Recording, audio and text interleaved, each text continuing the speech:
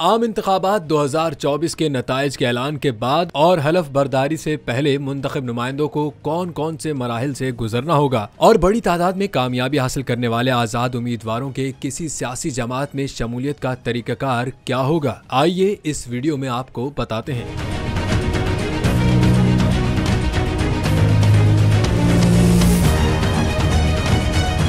कामयाब उम्मीदवार पोलिंग के 10 दिन के अंदर इंतखाबी अखराजात की तफसील जमा कराने के पाबंद हैं। इलेक्शन कमीशन मुंतखब उम्मीदवारों के ऐलान के बाद फॉर्म 49 पर हतमी नताइज जारी करता है, जो कि इंतखाबात के हतमी और सरकारी नताइज पर मुश्तमिल नोटिफिकेशन होता है। इलेक्शन एक्ट 2017 के तहत कामयाब आज़ाद उम्मीदवार नोटिफिकेशन के इजरा के 3 दिन के अंदर किसी भी सियासी जमात में शामिल हो सकते हैं। यानी अब इलेक्शन कमीशन को हतमी नताइज का नोटिफिकेशन 22 फरवरी तक जारी करना होगा। 3 दिन यानी 23, 24 और 25 फरवरी को आजाद उम्मीदवार सियासी जमात से जुड़ने का ऐलान करेंगे। सदर मुमलिकत हलफ बर्दारी के लिए आइन की शिक 91(2) के तहत इंतखाबात की तारीख यानी 8 फरवरी के 21वें दिन कौमी असेंबली का इजलास तलब करेंगे। सदर चाहें तो इलेक्शन कमीशन का तमाम प्रोसेस मुकम्मल होने पर वजारत पार्लिमानी उमूर की सिफारिश पर इससे पहले भी इजलास बुला सकते हैं। इस तरह कवायद ज़वाबित के मुताबिक 29 फरवरी को मुंतखब अरकान कौमी असेंबली में बतौर मेंबर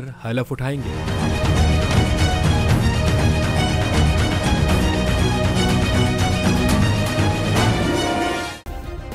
सब्सक्राइब करें और बेल दबाएं ताकि कोई खबर रह न जाए।